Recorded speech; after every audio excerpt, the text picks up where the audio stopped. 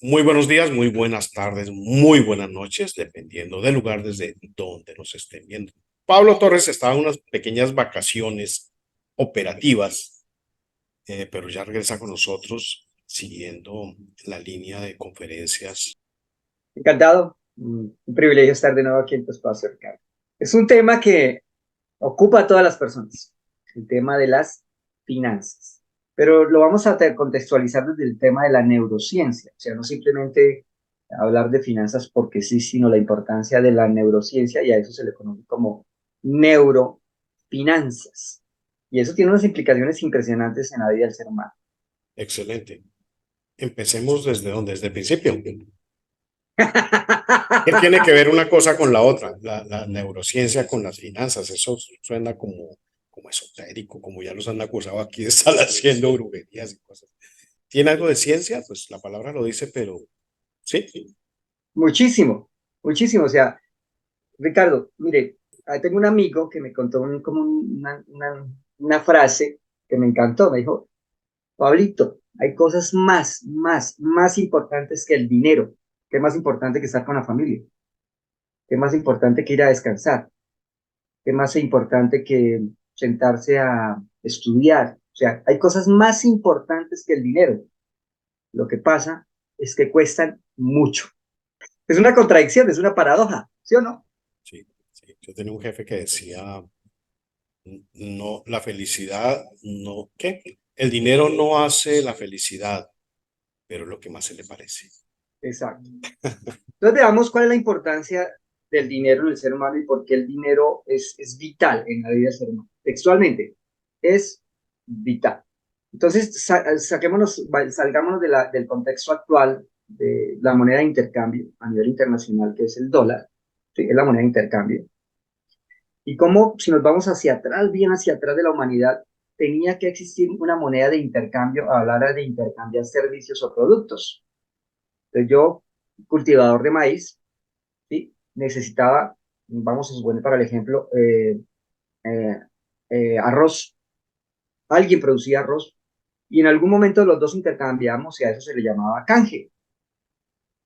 Pero ¿cómo hacía yo para comparar que mi libra de arroz era equivalente a una libra de maíz? O sea, tenía que existir una unidad de intercambio para que eso se diera. Entonces, es cuando en esa unidad de intercambio, de alguna manera se llega a un acuerdo en que dice, mire, vamos a ponernos de acuerdo en que esta moneda o este petal o este objeto representa para los dos una cifra que equivale, en el caso suyo, equivale a tres monedas o a tres objetos y en el caso mío equivale a dos y podemos ir intercambiando. O sea, el tema del dinero es algo que ha estado en la humanidad desde la historia del tiempo, porque de eso depende que dos individuos puedan intercambiar productos o servicios, no importa qué. Al final del ejercicio, el dinero es muy importante en la vida del ser humano por una sola cosa, porque es sinónimo de recompensa. Yo Mm. trabajo, En yo el trabajo. orden, en el orden de prioridades, el dinero, ¿qué, qué lugar ocupa teniendo en cuenta que el número uno es prioridad alfa? Pudiera decirse que la prioridad es una sola, es la máxima prioridad de todas, es sinónimo de recompensa. No, digamos el dinero Sí. respecto a otros temas como la salud, como la familia, ¿qué lugar ocupa? Ay, desde mi perspectiva, el primer lugar.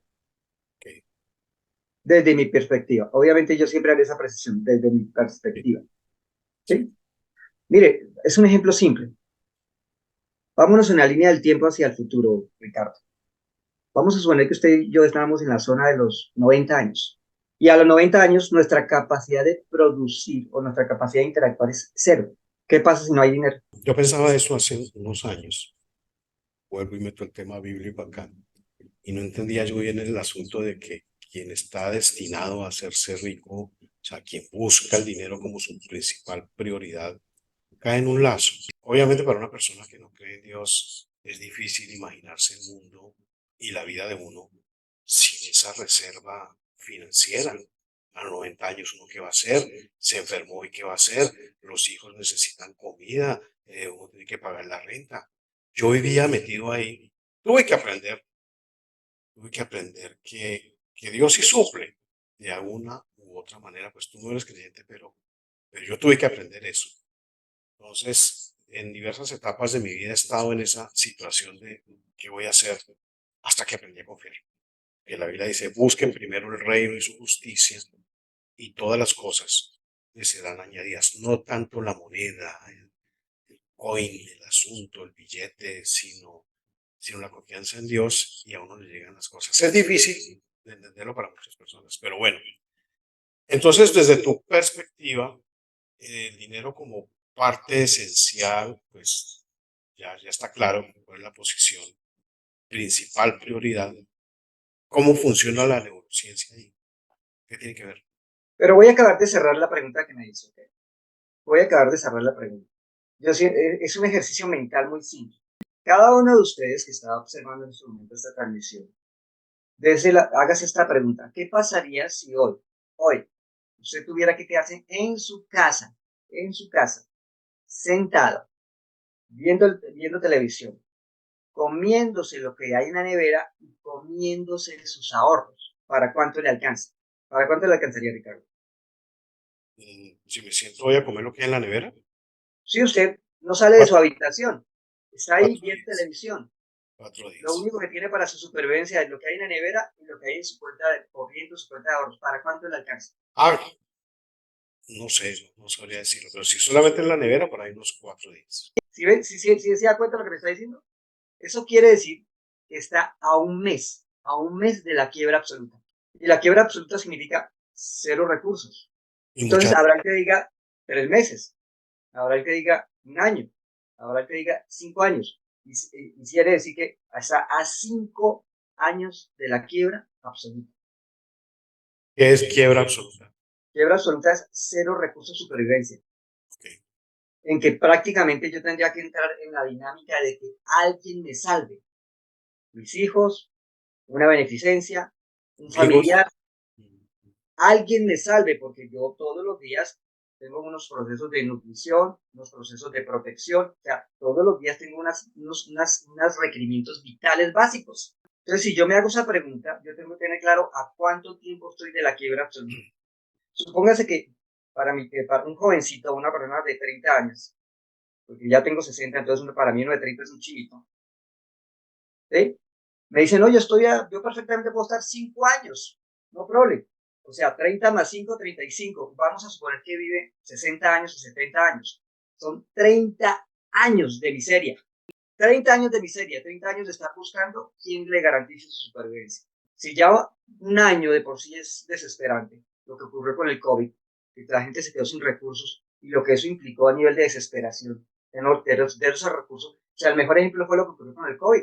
Cómo las personas un año se quedaron sin recursos. Entonces yo tengo que tener mucho cuidado a la hora de pensar en dinero. Yo no puedo ser tan superficial a la hora de pensar en dinero, porque textualmente de eso depende mi supervivencia. Ahora, viene la siguiente pregunta. Ok, ¿por qué a nivel psicológico y a nivel de neurociencia el dinero es absolutamente importante en la vida del ser humano? Es simple.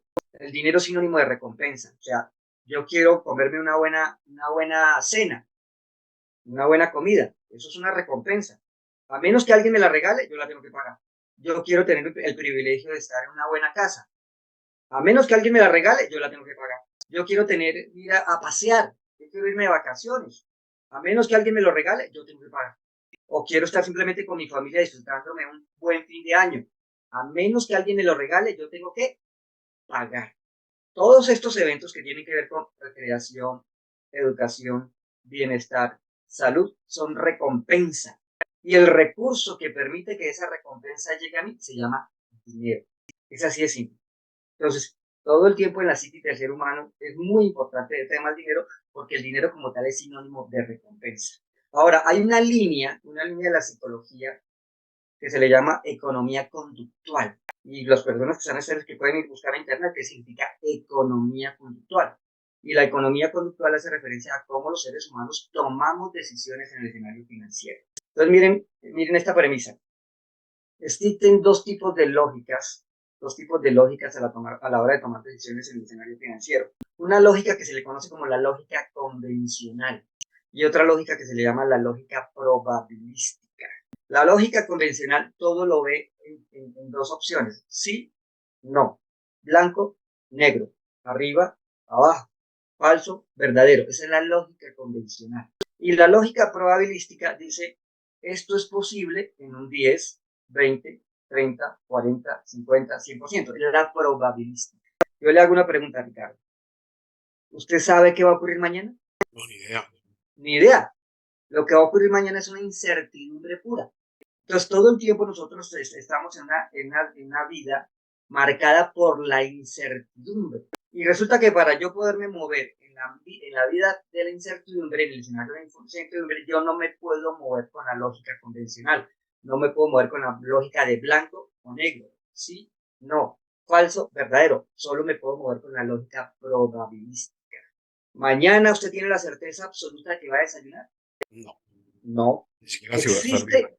Existe una alta probabilidad de que mañana desayune. ¿Por qué? Porque si se levanta a la hora apropiada y hay en la cocina alimento para que usted se pueda alimentar y alguien le prepara, existe una alta probabilidad. Pero supóngase que hoy no hay nada en la nevera. Supóngase que no hay quien le prepare los alimentos. Supóngase que ¿cuál es la probabilidad de que usted desayune mañana? ¿Me hago entender? Entonces, existen dos tipos de lógica. La lógica convencional, sí, no, falso, verdadero, blanco, negro, Dios, diablo. La lógica convencional, bueno, malo. Y la lógica probabilística.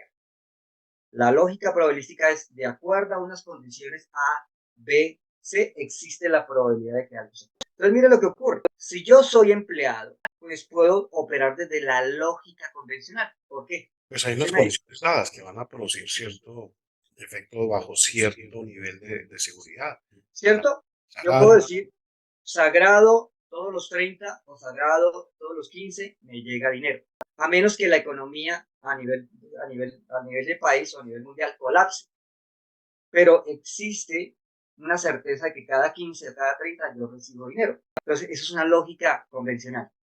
Y de a partir de esa lógica, si yo he sabido manejar mis finanzas, o sea, si tengo finanzas saludables, pues yo puedo manejar un presupuesto de cuánto pagar en hipoteca, o en arriendo, en transporte, en tarjetas de crédito y mantengo unas finanzas saludables. Pero si yo no soy empleado, si soy independiente, ¿cuál es la lógica? depende de lo que de lo que puedas hacer, o sea. Netamente probabilística. Sí, aunque un amigo, yo tengo un amigo experto en matemáticas, ingeniero, me decía, bueno, sistema o el que sea de probabilidades es algo de lo más absurdo que existe. O sea, yo tengo el 40% de morirme o el 90%, es lo mismo. O sea, nadie puede definir ese tipo de cosas. Pero bueno, Exacto. Entonces ahí estamos. Mientras yo piense únicamente con la lógica convencional, o sea, la lógica de blanco o negro, sí o no, falso o verdadero, mi vida va a ser caótica, muy caótica. Porque si no se me da lo que yo espero, de acuerdo a mi certeza, yo entro en estado de frustración. Y si usted nota, la mayoría de las personas viven frustradas, o sea, de los 100 eventos que quieren, el 90% son fallidos, porque o tenía que cumplirse o tenía que cumplirse. Las crisis del ser humano son el resultado de eso. Si yo quiero una vida tranquila, yo tengo que empezar a tener un pensamiento probabilístico. Pero tener un pensamiento probabilístico significa vivir en función de la incertidumbre, de algo va a pasar. Y a la gente no le gusta la incertidumbre. ¿Eso qué tiene que ver con el dinero? Miren cómo se correlaciona lo que les estoy diciendo. ¿Qué pasa si una persona, su vida financiera está fundamentada en la deuda? Todos los días tiene un asunto pendiente, todos los meses tiene un asunto pendiente. es lo ¿Qué que pasa hablamos si... la vez pasada en los ¿Qué, asuntos también, ¿no? señor? Eso lo hablábamos en las sesiones pasadas, el tema de los asuntos pendientes. El tema de los asuntos pendientes. Un asunto pendiente es una deuda. Usted y yo que estuvimos en un proceso que fue cuando inicialmente nos conocimos, ¿sí? ¿Se acuerda que el eslogan principal es sé tu palabra? Sí, Sé tu palabra. Pero sé tu palabra significa cumple con tus promesas. sí. Pase lo que pase, cumple con tus promesas. Por lo tanto, no hagas promesas que no puedes cumplir. En otras palabras, no tengas deudas. En otras palabras, no tengas asuntos pendientes. ¿Qué sucede en el organismo cuando uno cumple su palabra? El cuerpo entra en estado de alarma, en estado de hipervigilancia, en estado de peligro. Y ese estado de peligro hace que la persona hiperproduzca cortisol. Y ya hemos hablado sobre lo que pasa cuando el cuerpo tiene cortisol. Entonces el cuerpo entra en una reacción de no descanso, sistema inmune deprimido, hasta que finalmente eso causa una enfermedad. O sea, si hay algo que enferme al ser humano, son sus deudas impagables, o sea, sus asuntos pendientes sin cerrar. Entonces, eso no solo funciona a nivel psicológico, sino funciona a nivel financiero. Si yo adquiero una obligación y adquiero una deuda y desde el principio no fui claro en el presupuesto y la estrategia para pagar esa obligación, eso es un problema de la cosa más compleja a nivel físico, emocional y mental. Entonces, por eso todo el tiempo la persona le dice, cierre sus deudas, cierre sus deudas, cierre sus deudas, cierre sus deudas. Ahora, a nivel del cerebro, hay un experimento muy simple de cómo el cerebro funciona. Si yo le pongo a una persona un texto, buenos días, señores, vamos a hablar sobre finanzas. Y yo cojo las palabras buenos días, señores, y apenas le pongo la primera letra y la última letra, y en el resto dejo confuso eso, mi cerebro es capaz de leer eso, es capaz de leer completamente la frase, aunque las palabras no sean súper tangibles. ¿Por qué? Porque mi cerebro solo se fija en el principio y en el final de la palabra, no se fija en el intermedio. Entonces, para el cerebro todo el tiempo es importante empezar y terminar. Para el cerebro es muy importante todo el tiempo empezar y terminar.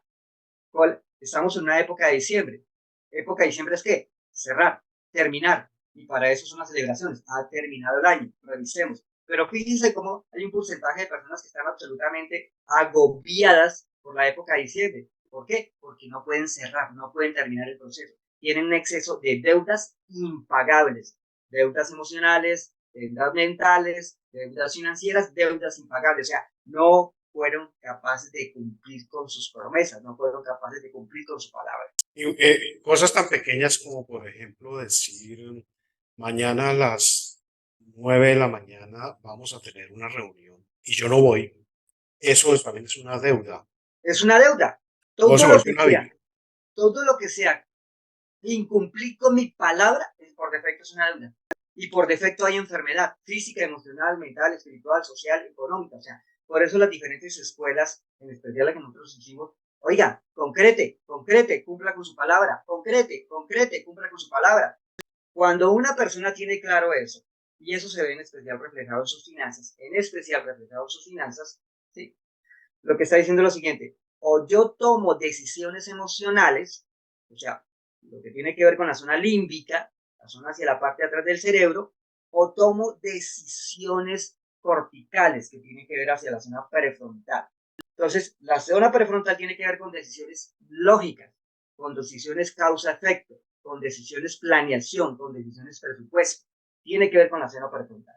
Y hay unos estudios que yo manejo para determinar cuál es el perfil de cómo la persona está tomando decisiones a todo nivel. O sea, si la persona tiene la capacidad de hacer promesas y cumplir con sus promesas, incluyendo sus deudas económicas, o si la persona está tomando decisiones emocionales para luego quedar completamente endeudada a nivel físico, emocional, mental, espiritual, social y económico. Y el mejor escenario para ver eso son los escenarios financieros. Una pregunta. Tú estás mostrando el asunto como si eso dependiera, digamos, de la persona que pone en marcha ese tipo de decisiones de cumplir o no su palabra. Y lo vimos, pero voy a hacerte la pregunta. ¿Qué pasa con los accidentes? O sea, cosas que se salen de las manos, el COVID.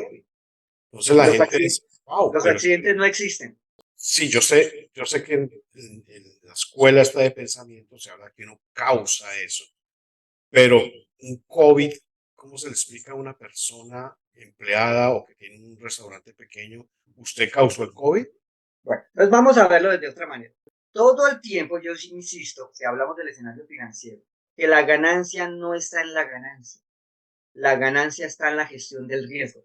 Lo que yo estoy diciendo es, cada vez que yo voy a iniciar un proyecto, no importa cuál, lo primero que yo tengo que evaluar son todos los riesgos potenciales de ese proyecto. Vamos a suponer, esta reunión, esta entrevista, ¿sí? Puede existir el riesgo de que no haya internet. Puede existir el riesgo de que yo no aparezca. Puede existir el riesgo de que el computador no esté funcionando. O sea, hay una cantidad de variables que pueden impedir que esta entrevista se dé. Y si yo pongo sobre la mesa todos los potenciales riesgos y desde el principio los preveo, la posibilidad de que la entrevista se dé es muy alta. Entonces, la gente simplemente asume que las cosas se van a dar porque tiene pensamiento positivo, porque a su establecimiento van a entrar 10 personas diarias, porque va a tener muy excelentes finanzas. No, eso no es posible de prever. Lo que sí es posible de prever es el riesgo. Entonces yo en mi caso, yo tengo 3 computadores, tengo 4 tipos de iluminación, tengo 3 tipos de micrófonos, tengo de todo, porque todo el tiempo entiendo que en el último instante se puede presentar un riesgo impredecible. Si la entrevista yo no la podía hacer por este computador, por defecto tengo el celular, pero preveí que yo tuviera buena conectividad en el celular, o sea, empiezo a revisar todos los potenciales riesgos que podrían impedir que esta entrevista se dé. Y resulta que el tema del COVID ya estaba previsto. Había más o menos 2 años con la anterioridad de que las diferentes figuras de autoridad mundial estaban diciendo que podía existir la probabilidad de una pandemia, que había que prepararse para una pandemia. ¿Por qué? Porque resulta que a nivel de conectividad mundial, ¿sí? Un virus con facilidad puede viajar hacia otro lado. Con facilidad, porque se puede ir perfectamente en un avión, porque se puede ir, o sea, había probabilidad de una pandemia, pero nadie se lo creía. Y en este momento ya están avisando de una posible pandemia futura. Pero como ya ustedes se lo creyeron, entonces están empezando a prever todo lo que podría ocurrir a través de esa pandemia. Ahora vamos a suponer que yo como individuo desconozco el hecho de que se puede presentar una pandemia. Pero ¿qué pasa si yo todos los días entiendo que así como gestiono mis finanzas, también gestiono mi salud? Porque yo podría o todos los días destruir dinero, o sea, hacer lo necesario para quebrar, o yo podría hacer todos los días lo necesario para tener reservas económicas y prever una situación. Y lo mismo ocurre con mi salud. ¿Qué pasa si yo todos los días no me cuido? No cuido mi descanso, no cuido mi nutrición, no cuido mi desintoxicación, no cuido mis hábitos. ¿Qué va a ocurrir con mi salud? De hecho, tenemos un caso cercano. La persona descuidó completamente su salud. Entonces, ¿quién fue el único responsable de eso? Entonces, la ganancia nunca está en la ganancia. La ganancia está en la gestión de la pérdida, en la gestión del riesgo. Prever el riesgo ante una situación. ¿Ya me hice entender? Sí. En mercadeo, cuando uno hace los estudios de mercadeo, lanza un producto X, criolla seca, qué sé yo. Entonces, uno de los riesgos que tengo que asumir es ese. ¿Qué cosas pueden afectar mi producto? Entonces, las decisiones gubernamentales, el tema de los impuestos, el tema del clima, todo eso lo tiene que tener uno en cuenta para gestionar, como tú dices, ese riesgo. Pero generalmente, y mi experiencia lo muestra, nada de eso funciona en realidad, porque siempre hay algo que puede afectar ese nivel de riesgo. Entonces, ahí también es mi culpa, llegó un loco, un terrorista de mente y valió a toda la gente. ¿Cómo puede uno causar eso? Bueno, hablando de riesgos, me estaba hablando mi querido Pablo acá que se fue la luz del sector donde vive, entonces vamos a hacer una pausa, vamos a cortar aquí este primer eh, capítulo del tema y vamos a hablar de cómo se desarrolla esto del tema del riesgo, de asumirlo, de preverlo en el próximo programa.